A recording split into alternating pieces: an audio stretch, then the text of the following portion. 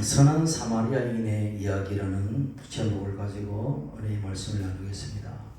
선한 사마리아의 이야기는 너무나 많이 듣고 우리가 읽고 또 보고 하는 그런 복음서의 내용입니다. 그러나 이 선한 사마리아인에 대해서 깊이 있는 고찰은 그렇게 하지 않습니다. 오늘은 이 튀르키예의 지진과 또 우크라이나의 전쟁, 수많은 이 땅에 이재민들이 있고 고통 중에 있고 또 코로나로 수많은 사람들이 두려움에 있었고 끊이지 않은 이 세상에 이 사망의 땅에 정말 이 선한 사마리아인의 모습, 그러니까 이웃이 누구냐의 문제입니다. 그리고 누가 어떤 이웃이 될 것인가, 내가 그런 이웃이 될 것인가, 또 누군가는 나에게 좋은 이웃을 당할 것인가, 이런 그런 문제. 사람은 홀로 사는 존재가 아니죠. 사람인자가 서로 기대어 있다. 한 문자로 보게 되면 서로가 이렇게 서로를 기대어서 사람이 되는 것입니다. 그래서 사람은 홀로 사는 존재가 아니라 더불어 사는 존재다. 그래서 서로가 서로를 이렇게 받쳐주지 않으면 넘어지는 존재이기 때문에 사람은 그래서 이웃이 필요한 것이고 그 이웃도 좋은 이웃이 되어야 되는 것입니다. 그래서 오늘 이 본문 말씀을 가지고 하나님, 이 시대를 살아가는 많은 사람들이 위로가 필요합니다.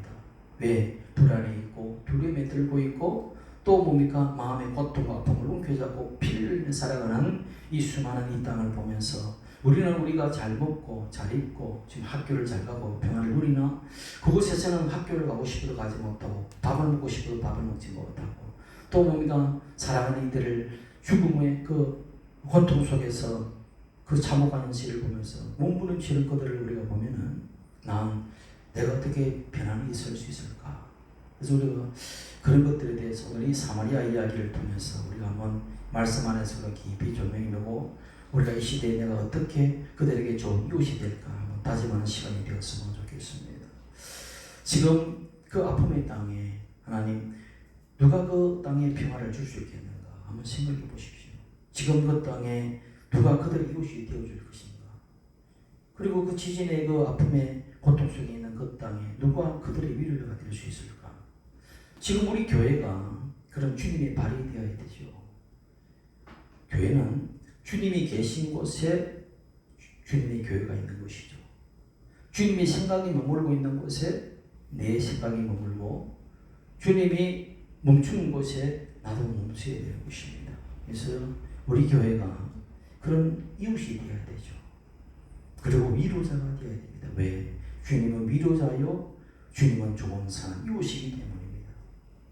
그래서 그 고통의 땅에 이 주님의 눈이 향해 있기 때문에 우리도 주님의 눈이 머문 그곳에 우리의 발도 가야 된다는 이야기입니다. 여러분 가만히 생각해 보십시오. 하나님은 우리 교회의 하나님입니까? 우리 주 예수님은 교회만 머물러 계시는 분이십니까? 우리 주님은 교회만 통치하시는 분이십니까? 아니잖아요.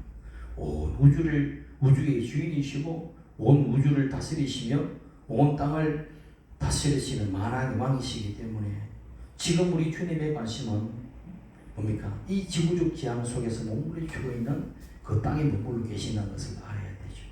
그래서 우리는 주님의 몸이기 때문에 그 아픔과 고통이 있는 그곳에 주님의 발이 되어서 가야 되는 것입니다. 오늘 이 본문 말씀은 선한 사마리아인의 비유를 통해서 이 과거 율법사들만의 그에게 주는 비유의 말씀이 아니라 오늘 현재를 살아가는 저와 여러분에게 주는 지금 현재적 말씀이라는 것을 알아야 됩니다. 그래서 말씀이라는 것은 항상 과거에 있었던 이야기가 아니라 오늘 내게 주신 현재의 말씀이다. 이것이 뭐냐? 살아있는 말씀이다. 아니면 죽어있는 박제된 말씀은 우리에게 소용이 없습니다. 그래서 오늘 이 선한 사마리아인은 내 현재 살아가는 우리 시대에 또 우리 교회에 여러분 각자에게 주시는 지금 주님이 주시는 주님의 음성이다 하고 들으시면 되는 것입니다.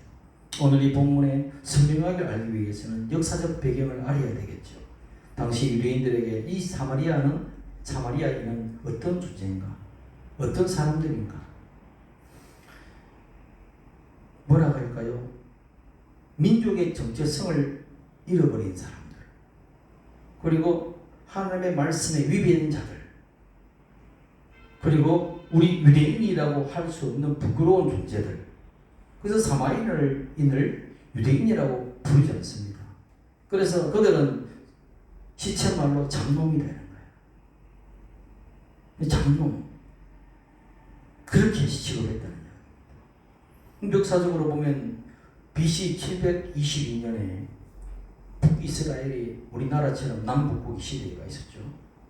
북쪽에 있는 북이스라엘 10지파가 속해 있는 북쪽 이스라엘이 아시리아의 침략을 당해서 멸망을 당하고, 그 아수르의 정책은 뭡니까? 아주 강공이죠. 그래서 그 당시 이스라엘의 수도였던 사마리아에 이방인들을 대거 이주를 시키고, 또 사마리아에 살았던 유대인들을 이방으로 이렇게 포로를 잡아가서 그 나라를, 그 땅을 이제 완전히 피를 섞게 만드는, 그래서 민족의 정체성을 이렇게 잃어버리게 하는 그런 정책으로 일관했습니다. 그러다 보니까 그 땅에 있는 사람들은 이제는 유대인이면서도 유대인이 아니고요, 또 유대인이 아니면서도 유대인인 것입니다. 그렇기 때문에 그들은 이쪽에도 욕을 먹고 저쪽에도 욕을 먹는 그런 어정쩡한 그런 사람들로 취급되었다. 이건 우리나라도 있었어요. 역사적으로 조선시대의 병자호란. 그 병자호란 때 포로로 청나라에 끌려갔던 그 수많은 여인들이 있습니다. 한 10만 명이라고 이제 추측을 합니다. 10만 명 정도가 조선의 공유로 끌려갔죠. 그게 이제 1637년 인조 15년입니다. 그때 이제 청봉이 들어와서 한약을 막아 쓰고, 그리고 인조 왕은 이제 남한 산성으로 피신하고 그렇게 함정했지만 항복하고 말았죠.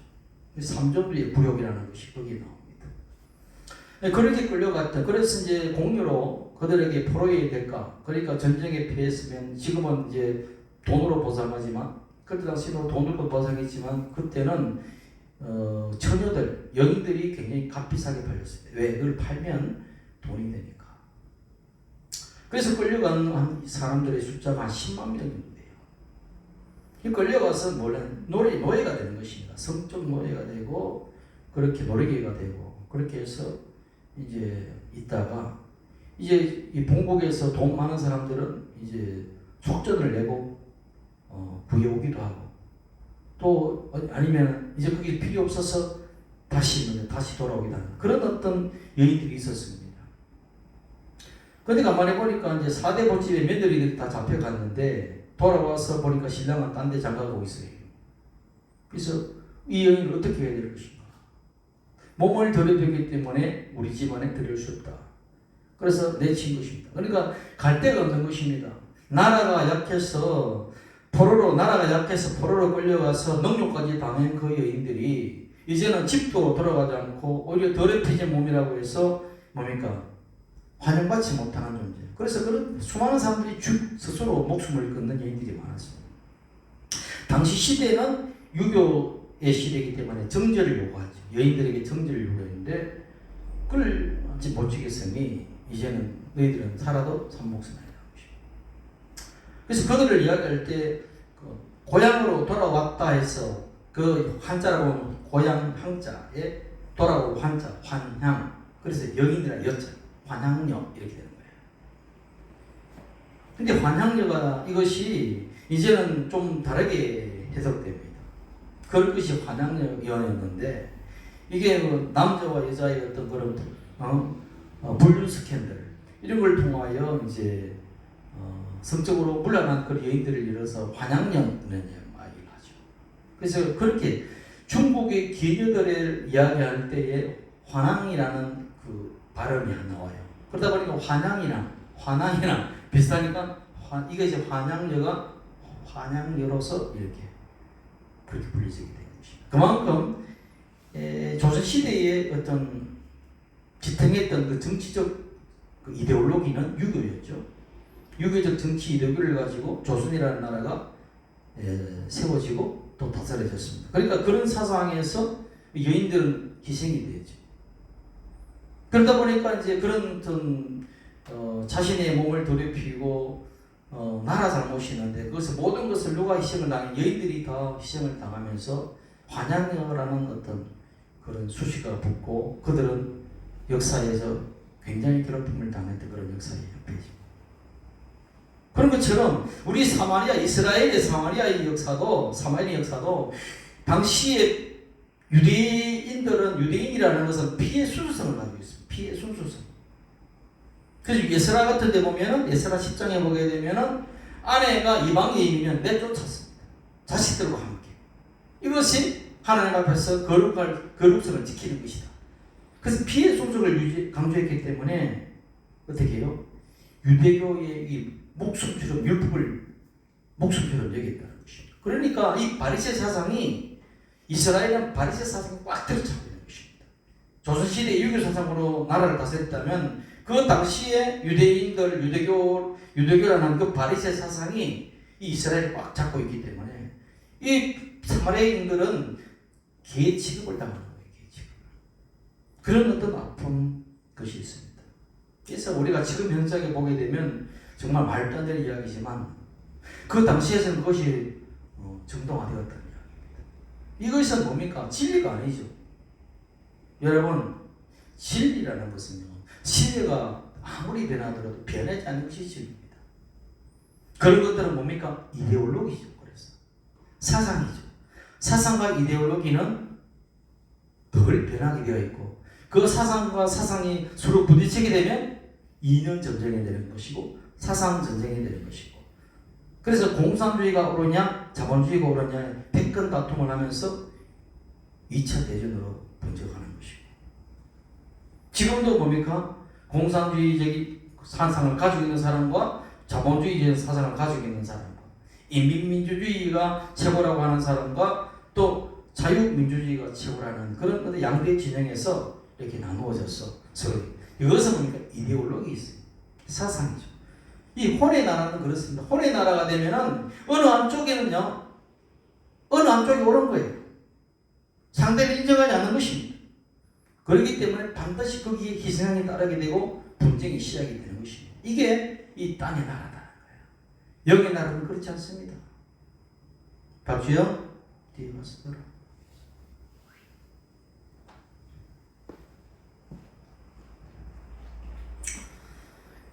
예수님은 그런 어떤 율법주의, 바리새주의 사상이 어떻게 해요? 하나님을 믿는 종교와 결탁하는 것입니다. 정작 하나님의 율법 정신이, 그 사랑과 율법은, 사랑과 긍휼은 배제돼요. 사람을 살리는 율법이 아니라 뭡니까? 사람을 죽이는 율법의 칼이 되어버린 것입니다. 하나님 율법을 주신 이유가 우리를 살리려고 율법을 주었는데, 오히려 그 율법이 인간의 몸을 쪼고 가슴을 쪼고 사람을 좁새를 채워서 꼼짝달싹 못하는, 사람을 도륙해내는 그런 죽이는 칼로 변해버렸다는 것. 이게 뭡니까? 율법이 전도된 것입니다. 율법에 전도됐다는 이야기. 법이 왜 있냐냐? 법은 약자를 보호하고, 법은 사회 질서를 유지시키고, 사람을 잘 살게 하기 위해서 법이 있는데, 그 법이 사랑이 없고 긍휼은 법으로 나가게 되면 삭막한 그런 것이 되는 거예요. 그래서 법이라는 그 원래 정신은 사랑입니다. 약자를 보호하는 그 사랑, 그리고 약자를, 강자에게서 약자를 뭡니까? 보호해서 지키려고 하는 그런 긍휼, 그것이 율법의 정신이고 법의 정신인 것입니다.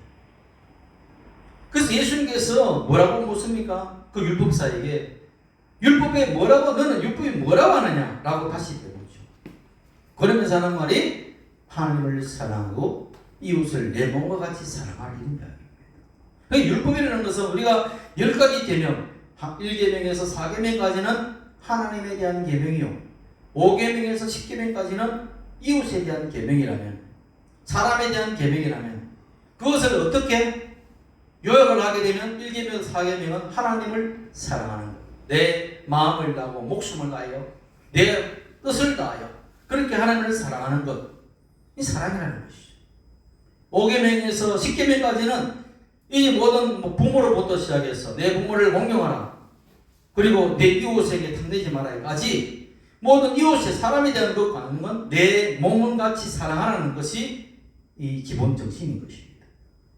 그래서 이것을 알아야 되는데 이 사랑과 공일이 빠진 그냥 껍데기에 어떤 볼조물을 가지고 들이댄다는 것은 하나님의 뜻과 의도와는 전혀 먼 그런 것이 되기 때문에 그렇습니다. 여러분, 자유가 중요하죠. 자유는 하나님이 주신 가장 좋은 우리 인간의 기본적인 인권 사상입니다. 그런데 평등이 빠지면 강자에게 자유는 뭡니까? 자기 마음대로 자유를 누리면 가진 자, 힘 있는 자 자유를 누리면 약한 자는 매일 의젓해지게 되고 있습니다. 그러니까 자유를 누리되 평등 안에서 자유를 누려야 되고 또 평등만 강조하다 보면 자유가 억압되는 것이고 자유만 강조하다 보면 평등이 억압되는 것입니다. 긴장이죠. 사랑만 강조하고 율법은 없으면 그건 방종이 되는 것이고 무질서가 되는 것이고 그리고 사랑하는 율법은 뭡니까? 어떻게 사람을 죽이는 칼로 변화되는 것이죠. 그렇기 때문에 서로와 긴장관계 속에서 균형을 잡아야 되는 것이죠. 이게 뭡니까?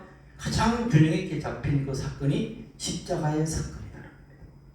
예수님이 십자가에 달려서 죽으신 그 모든 것을 우리의 죄를 위하여 공의를 실천하신 하나님의 공의에 율법에 대한 정신이 선 것이고 대신 우리를 위해서 죽으신 그것은 하나님에 대한 우리에 대한 극진한 사랑이 뭡니까? 나타난 사랑의 극치인 것이죠. 그러니까 십자가에 도라는 것은 하나님의 율법과 하나님의 그 사랑이 완전한 율법과 완전한 사랑이 그대로 그 십자가에서 표현됐던 그 사건, 그것이 바로 십자가의 사건인 것입니다. 그것을 우리가 알아야 되는 거예요. 율법 교사가 그래서 이야기합니다. 예수님께 나가서 말씀합니다. 선생님, 뭘 해야 영생을 얻겠습니까? 뭘 해야, 무엇을 해야? 그래서 예수님께서 말씀하죠. 사랑하라. 하나님을 사랑하라. 그래서 이웃을 사랑하라. 내 몸까지 사랑하라. 그 주님께서 네 말이 옳다. 그러니까 그렇게 해봐라. 그러니까 자기가 옳게 보려고 그럼 내 이웃이 누구냐라고 이제 다시 예수님께 묻죠. 내 이웃이 누구냐? 그래서 예수님께서 지금 비유로 말씀합니다. 예수께서 대답하여 이르시되 30절에 어떤 사람이 예루살렘에서 여리고로 내려가다가 강도를 만나매 이 강도들이 그 옷을 벗기고 때려 죽은 것을 버리고 갔다. 왜 예루살렘에서 여리고로 내려가느냐? 그리고 그 내려가면서 강도를 만나느냐? 그 지역적으로 그렇게 되어 있습니다. 여리고는 평지 제일 아래 동네 지역적으로 아래에 있어요. 그러다 보니까 땅이 비옥하고 물기가 많고 그러니까 소출이 많습니다. 그래서 거기서 나는 모든 생산품을 가지고 예루살렘은 높은 곳에 있으니 올라가서 그 양식을 팔고 판 대가로 돈을 가지고 내려오죠. 그 내려오는 길에 돈이 있는 것입니다. 장사꾼. 그러니까 그것을 길목에 내렸다가 강도들이 그것을 다 뺏는 것입니다. 예수님이 그걸 비유를 하는 거예요. 그래서 강도들은 그렇지만 사람 돈만 뺏는 것이 아니라 아니 사람을 죽여놓죠. 그래서 죽어가고 있는 것입니다. 근데 제사장이 그 길을 지나가요. 지금으로만 목사님 신부 정도 되겠죠. 그 지나가는데 가다 보니까 피투성이가 되어 있는 것입니다. 죽어가는 사람을 보고 도와줄 생각을 안 하고 피해가지고 가버립니다. 바빴어. 그 피해간 이유가 뭔지는 정확하게 예수님께서 말씀 안 하시는 건 모르지만 우리는 짐작으로 알 수 있습니다. 하나는 자신도 강도를 만나서 그런 습격을 당하지 않을까라는 두려움이 있지 않아요. 그리고 또 귀찮을 수도 있고 또 하나는 뭐냐 종교적 이유로 피해갈 수 있다는 이야기입니다. 왜? 제사장은 시체를 만지거나 시신을 만지면 부정해서 제사를 진리할 수 없습니다. 그렇기 때문에 하나님께 종교적 의식을 집행하고 하시기 위해서는 어차피 죽어가는 사람이니까 버려두고 일단 종교적인 의식을 앞서야 되겠구나 라는 건 자기의 어떤 책무가 그게 앞섰겠죠. 그런 이유입니다. 그런 이유가 될 수 있습니다. 그러면 오늘날로 바꾸고 말하면 제가 예배드리러 지금 이 시간 11시에 와야 돼요. 근데 오는 중에 누가 강도를 만나가 길에 쓰러져 있습니다. 또 아니면 어떤 사람이 교통사고에 나서 뺑소니가 되고 비투성이가 돼서 쓰러지는데 나 몰라라 버려두고 간다. 예배 시간 때문에 그게 가능한 일입니까? 예배 드릴 시간이 없더라도 그 사람을 우선으로 돌보고 병원으로 옮겨가는 것이 정상적인 거죠. 물론 제가 없으면 예배를 드릴 수 없는 상황이 될지 몰라도 예배보다도 더 우선해야 되는 것이 뭐다? 의식보다도 생명인 것입니다. 이게 예수님께서 말씀하시는 그런 거예요. 그래서 대학병원에다 보면 의사나 간호사님들이 중환자실을 돌보는 분들이 그렇지 않아요. 주일날 당직이 있거나 주일날 있으면 월요일 예배를 드리고 또 아니면 토요일날 예배를 드리고 그렇게 해서 안에서 예배할 수 있는 공간을 만들어서 그렇게 하는 것은 다 그런 이유이죠. 생명을 우선하기 때문에. 그 레인을 지나가요. 레인이 그 죄를 지나갑니다. 레인은 오늘로 말하자면 성가대. 이제 우리 교회는 성가대 없으니까 말 없지만 성가대 같은 경우 그리고 주방일을 하는 그런 분들 그리고 바깥에 주차 봉사하시는 분들 이 모든 분들이 레인이 하는 일들을 같이 하는 거죠. 이런 분들도 종교적인 이유 때문에 그것을 버리고 갔다면 그것이 올바른 성도에게있는가 올바른 어떤 레인 성도에게있는가 그 사람을 하나님 기뻐하시겠는가 그런 물음을 던지고 있는 것입니다. 그런 유대인들은 사람 취급도 하지 않는 그 사마리아인이 그걸 지나가다가 그 사람을 불쌍히 보고 기름을 바르고 포도주를 붓고 상처를 싸매고 짐승이 자기 인중에 태워서 주막으로 데리고 와서 돌보아줬다는 거죠. 그리고 이튿날 데나리온 2를 다시 주면서 그 주인에게 주면서 혹시 여비가 더 들면 내가 돌아와서 갚겠다 라고 하면서 돌봐달라 부탁을 하고 가는 것이죠.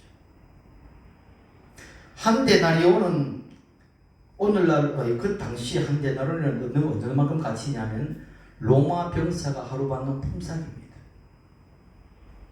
오늘로 말하자면 한 12만원 정도 한 12만원 그러니까 24만원 두 데나리온을 그 주막 주인에게 줬다는 것은 지금으로만 24만원 정도의 돈을 이제 주고 돌봐달라고 부탁을 했는 것이죠.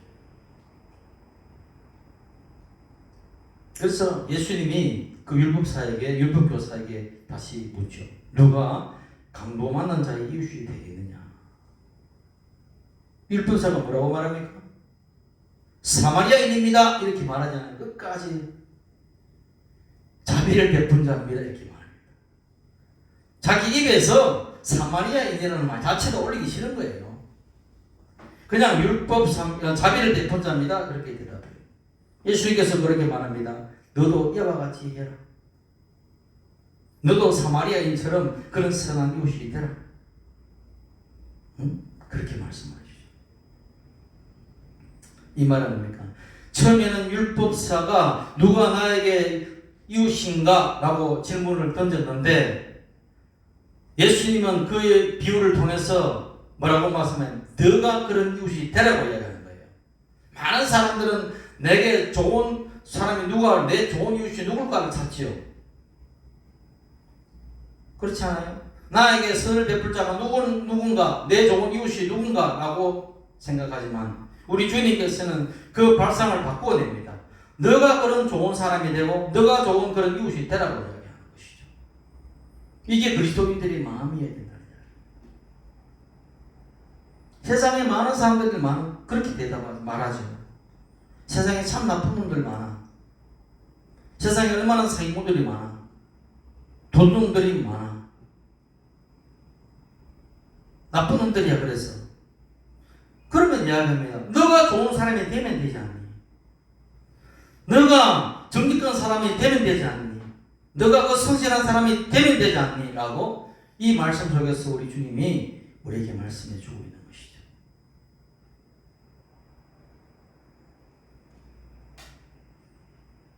네가 이 세상에서 좋은 사람이 되라. 그래서 너희가 세상의 빛과 소금이 되라고 하잖아요. 예수님은 너희가 세상의 빛과 소금이 되라. 세상에 많은 상품들도 있고 많은 거짓말쟁이들도 있고 많은 불합리한 사람들도 있고 그런 사람들이 있지만 무리한 자들이 많지만은 너는 세상의 빛과 소금의 역할을 네가 감당하라. 그래서 그 세상에서 빛의 역할을 하고 소금 역할을 감당하는 것은 뭐냐면 너도 선한 그들에게 선한 이웃이 되라는 것입니다. 그래서 교회라는 것은 세상의 등대지요. 왜? 어둠의 세상에 빛을 비추는 등대로서 사람들이 길을 잃고 헤매는 그 모든 사람들에게 등대의 빛을 보고 길을 찾아갈 수 있도록 역할을 하라는 거예요. 이것이 교회가 세상에 하는 사명이죠. 그래서 참 그리스도인들은 뭐냐? 누구의 잘못을 들춰내는 것이 아닙니다. 그것은 언론이, 세상의 언론들이 하는 이야기고, 그리스도의 영을 가진 사람들은 내 안의 허물을 보고 겸손해지는 것입니다. 그리고 이 말씀 안에서 내가 정직하고 성실한 자로서 내가 좋은 이웃이 되어야 되겠다는 그 마음을 가지고 기도해 나가는 거예요. 이것이 그리스도인들의 윤리입니다. 아시겠습니까? 크리스찬의 윤리. 그러면 강도 맞는 자는 누군가? 강도 맞는 자는 누구를 얘기하는 것인가? 강도 맞는 사람은 이 세상 모든 사람들을 대표하는 거죠. 우리 인류에 하나님이 주신 그 모든 보화를 다 가로채는 것이 마귀죠. 그리고 우리를 저주 가운데 죽게 만들어서 피 흘려 죽게 만들죠. 그것이 바로 강도 마귀죠. 그래서 우리는 원수 마귀들에게 뭡니까? 붙잡혀서 강도 맞는 자들. 지금도 그리스도가 없이 내 인생의 의미를 찾지 못하고 방황하는 수많은 영혼들. 그들이 강도 맞는 자들이죠. 그런 자에게 너가 다가가서 이웃이 되라고 말씀합니다. 이것이 전도입니다, 사실. 이것이 선교예요. 누가 이 사람을 살릴 수 있는가의 문제.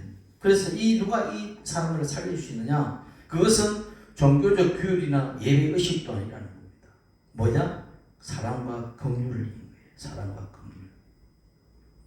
예수님은 그래서 우리에게 교회의 빛과 소금이라고 말하잖아요. 박주영? 예수님이 너희는 교회의 빛과 소금이라고 했어요? 세상의 빛과 소금이라고 했어요? 그렇죠. 세상.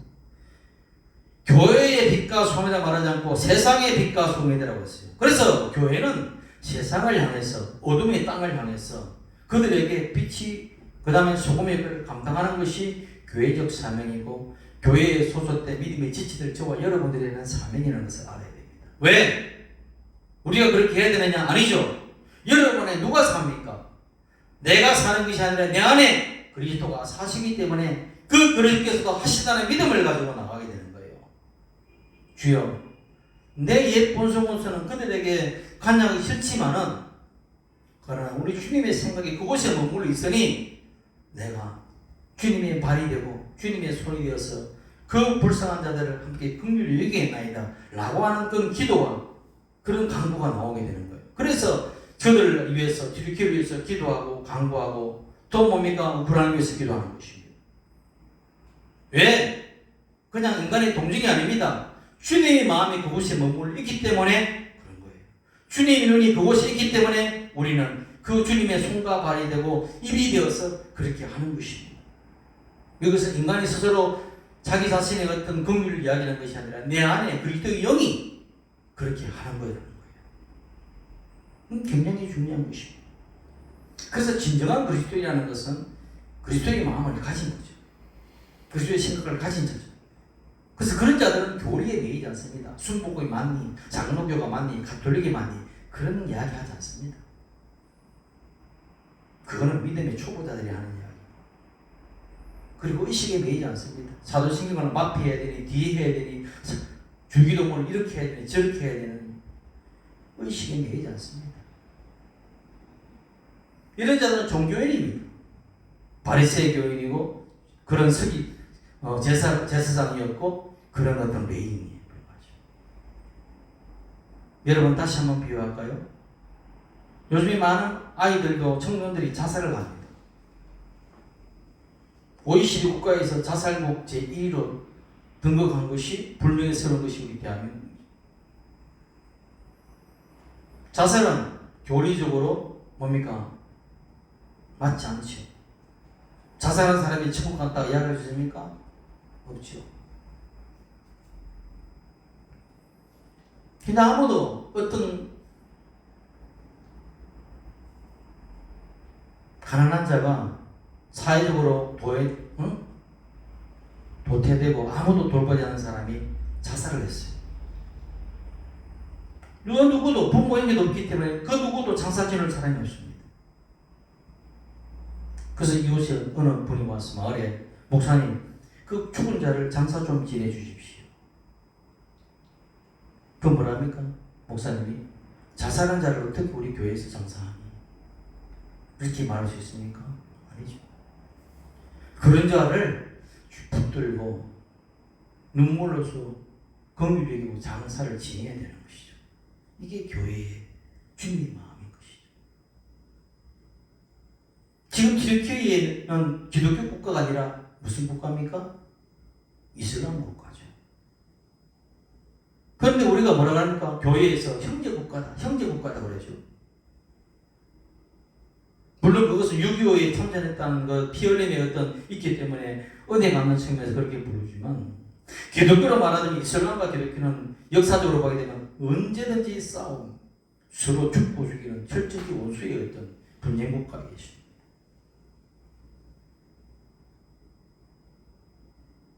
때문에 우리가 기독교가 나서 도할 필요가 없다고 하면 그것이 주님의 마음에 있느냐라고 질문을 던지는 거예요. 생명의 문제는 종교와 국가와 민족을 초월해서 도와야 되는 거예요. 그래서 북한을 돕는다는 것도 그 북한 체제를 돕는다는 것이 아니라 거기에 고통당하는 그 인민들, 그 국민들이 그 압제속의 자유를 모르는 사람들에게 우리는 그냥 그것을 초월해서 돕는 그리스도의 마음으로 돕는 그런 것입니다. 만약 교리를 가지고 나아내면요, 그거는 종교는 아편이 되는 것입니다. 왜 그럴까요? 유럽의 장미전쟁, 그것이 구교와 신교의 싸움으로서 수많은 사람들이 도력을 잡고 서로 죽였습니다. 종교개혁자 스빙글리, 가톨릭 교도들에 의해서 사제를 절단당하고 화형을 당했습니다. 침례 교도들, 가톨릭과 기독교에 의해서 수장을 당했습니다. 왜? 너희들은 제침례파라 해서 너희 미단이다 해서 그 사람들을 물에 빠져서 다 죽였습니다. 그렇게 죽인 자의 수가 콘스탄티누스 대제 이전에 순교자들 흘린 피보다 더 많습니다. 교리라는 것은요, 교리를 앞서도 보면요, 내가 맞고 너는 틀렸다는 순간 죽입니다. 또 말씀을 드릴까요? 칼빈의 제네바, 종교개혁의 도시 제네바, 이 땅의 가장 개혁의 도시로 알려진 그 제네바, 그 제네바에 삼위일체 교리를 믿지 않는다고 해서 그 사람을 당신의 주장을 굽히면 우리는 살려주겠다 이야기를 했습니다. 그런데 제네바에서 칼빈이 당시에 종교적 위치에 서 있었어요. 내 목숨을 내던질지언정 나는 삼일체 교리를 인정하지 않겠다라고 했던 그 한 사람을 혀를 자르고 화형을 시켜버렸어요. 다 죽입니다.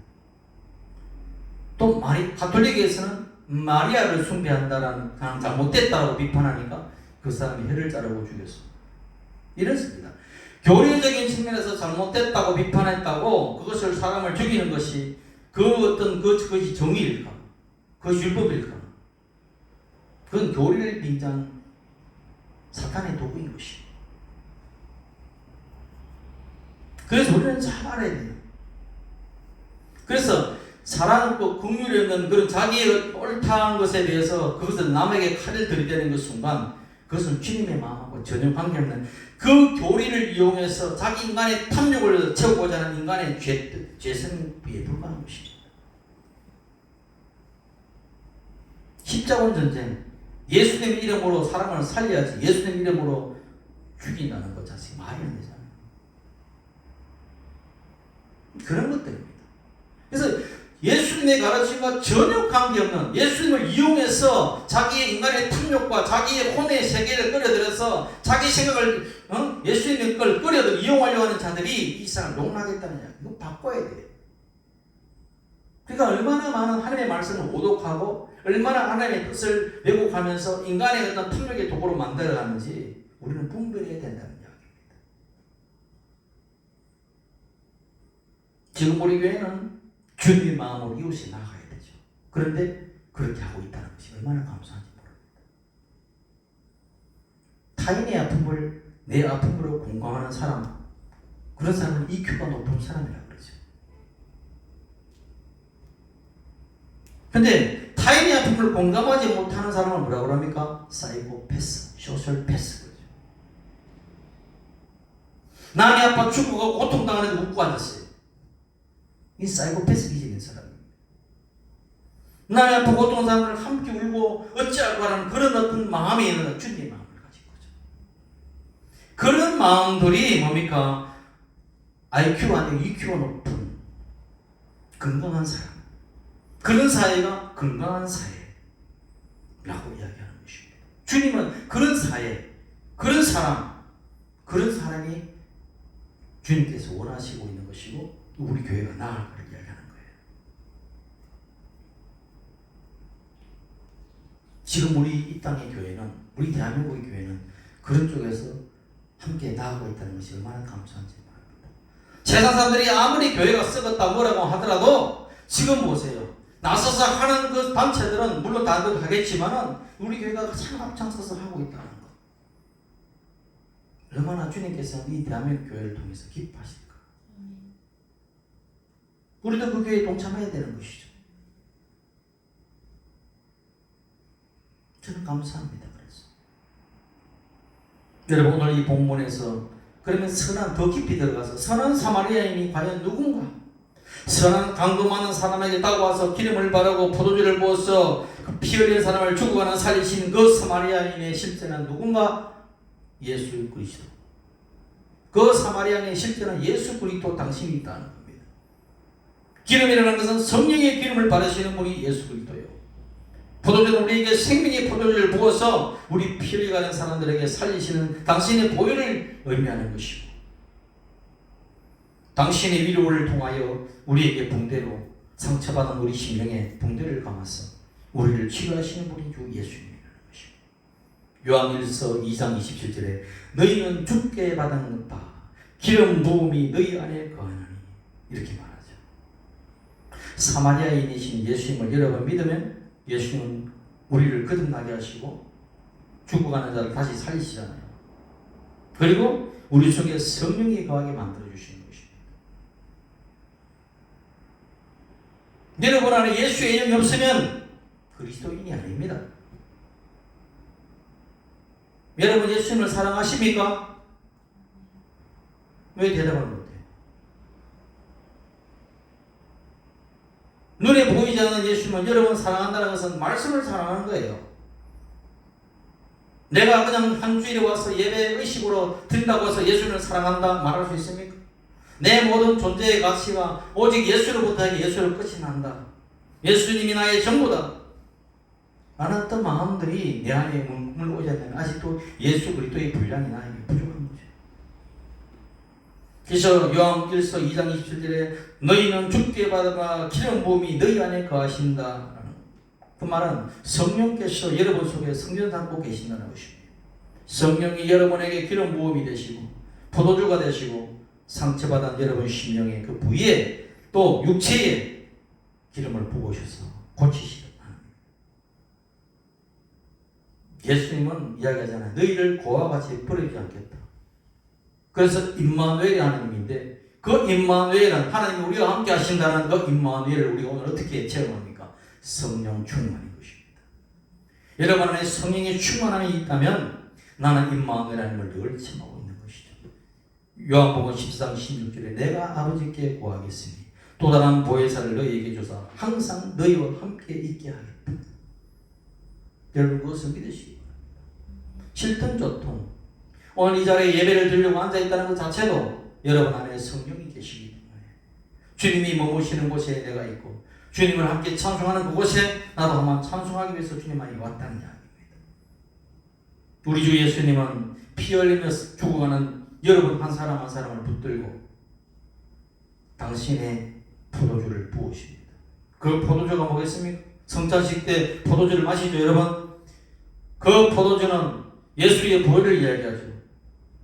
그 포도주를 상수에 부었다는 것은 뭡니까? 우리 죄악으로 그 죄악의 바이러스, 죄악의 세균 덩어리를 뭡니까? 주의 보혈로 부어서 우리를 씻겨주시고 우리를 그 죽음에서 생명으로 건져내신다는 이야기입니다.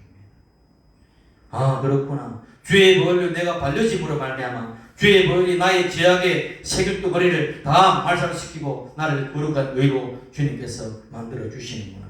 이것이 주님의 포도주를 붓는 사건이구나. 할렐루야. 다음은 간부 많은 자를 어디로 데려가시느냐.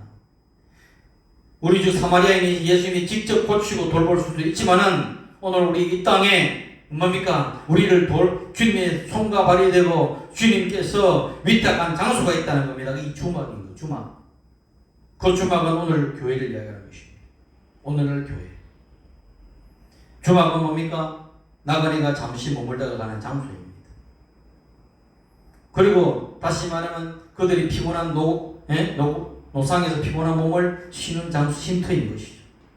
마찬가지로 이 땅에 머물다가 가는 나그네 같은 인생들이 그 생명을, 우리 생명을 주님의 몸된 교회 안에서 힘을 누리게 만든다는 이야기입니다. 상처받은 영혼들을 누구에게 맡깁니까? 주님께서 교회에 맡기는 것이죠. 소망 없는 자들에게 소망을 주는 것이 교회예요. 상처 입은 영혼들이 와서 위로를 받는 것이 교회예요. 왜? 주님이 함께 하시고 주님이 이루가 그것이 있기 때문입니다. 그것이 주막교회죠. 그것이 주막인 것입니다. 그래서 그 영혼들을 주막인 교회로 불러서 택한 영혼을 불러서 싸매고 치료하고 생명을 얻게 하죠. 우리 예가 순복음교회가 그런 뭡니까? 강동만한 자들, 죽어가는 자들의 영혼을 붙들고 치료하는 그런 치료의 센터가 되고 힘이 필요한 자들에게 힘을 제공하는 그런 쉼터가 되어야 되는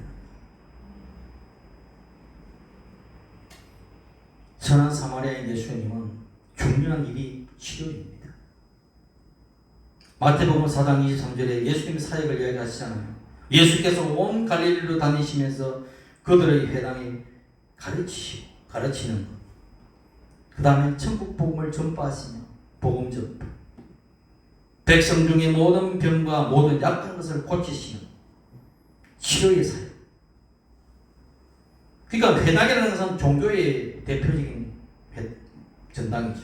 그곳에서 생명의 복음을 가르친다는 이야기입니다. 천국 복음은 어떻게 천국 복음이 됩니까? 그리스도 안에서 세워지는 천국 복음을 전파하는 거예요. 모든 약한 것과 모든 병을 고치는 사역을 그렇게 하는 것.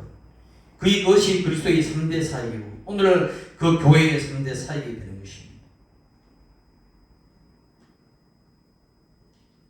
시편 103편 3절에 그가 내 모든 죄악을 사하시며 내 모든 병을 고치시며 누가 그렇게 기도했습니까? 다윗입니다. 다윗이 영어로 기도한 그 기도. 그가 누굽니까? 그가 물론 야훼이시죠. 그러면 야훼이신 그 하나님께서 신약에 누구로 오셨습니까? 예수 그리스도로 오신 거죠. 그가 주 예수가 계신 곳에 그래서 모든 죄악을 사하시고 주 예수가 계신 곳에 내 병을 모든 병을 고치시고 이루가 있다는 이야기입니다. 그렇게 되길 예수의 이름으로 축원합니다. 그래서 교회는 뭐냐? 생명의 물을 마시려는 센터다. 마태복음 10장 42절에 누구든지 제자의 이름으로 이 작은 작은 자 중에 냉수 한 그릇으로 주는 자는 내가 진실로 너희에게 이르노니 그 사람의 결단고 상을 잃지 아니하리라. 많은 사람들이 목말라 하지 않습니까? 목마른 자에게 생수를 주는데 그 생수는 뭐냐? 생수, 참 생수는 예수 그리스도라는 것입니다. 성령의 생수죠.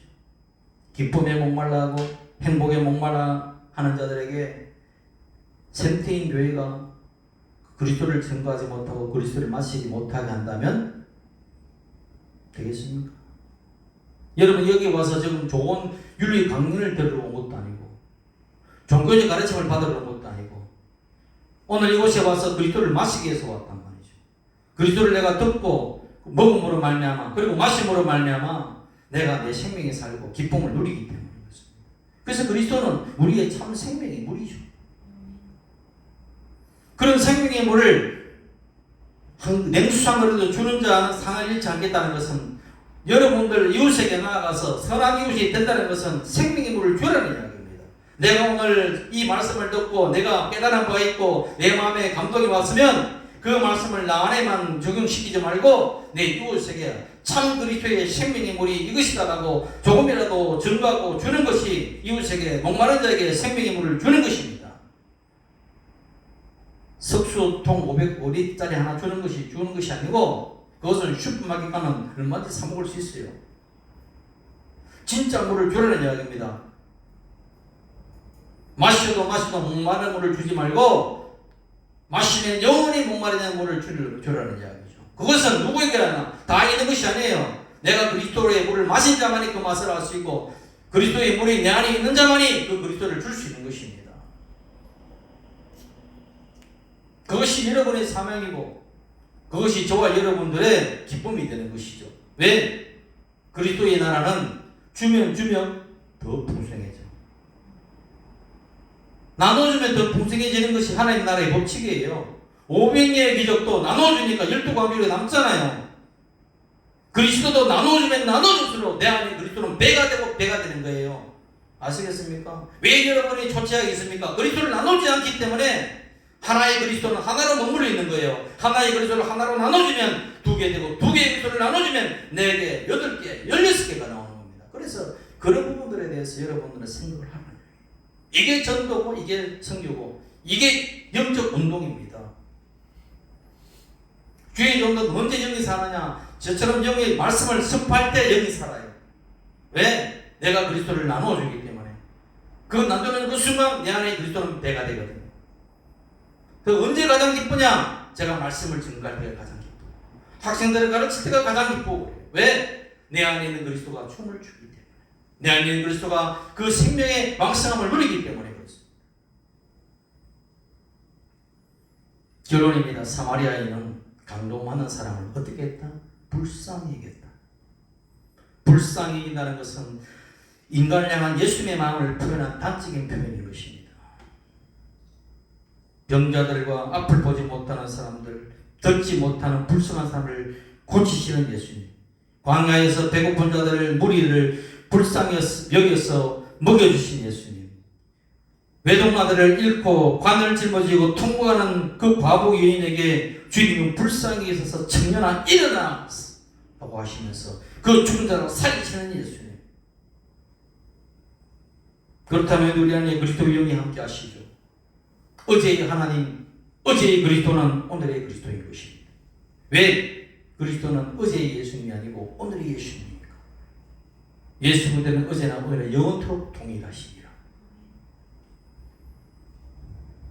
우리 주변에 인생의 모든 복을 다 가로채고 저주 속에서 죽어가는 수많은 강도많은 자들이 살고 있다.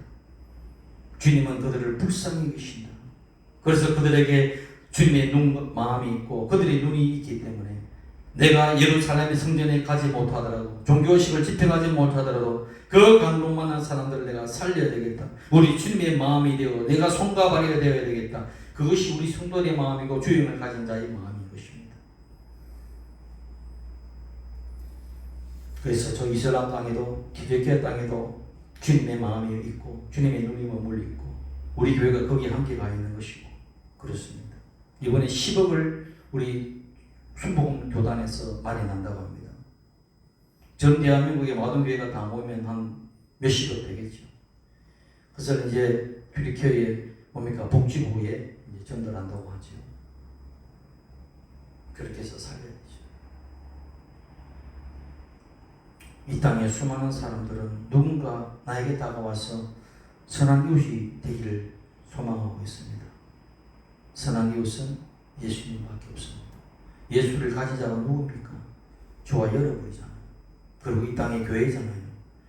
그래서 여러분들이 상급을 받는다는 것은 그리스도를 나눠주는 것입니다. 냉수의 그리스도라는 냉수를 여러분이 나눠주는 자가 되어서 정말 하늘에 주님께서 약속하신 그 상급을 받는, 그래서 영혼이 잘되고 범사가 잘되면 강건한 복을 누리는 그런 선한 사마리아인의 모습으로 살아가기를 예수 이름으로 축원드립니다.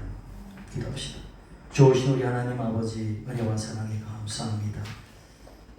죄 많은 이 땅에, 저주의 땅에 당신의 아들 예수 그리스도를 땅에 보내셔서 사망을 생명으로 귀경하시고 저주를 축복으로 바꾸시며 상처 입은 영혼들에게 수많은 치료와 위로를 공급하신 우리 주님 감사하고 찬양합니다.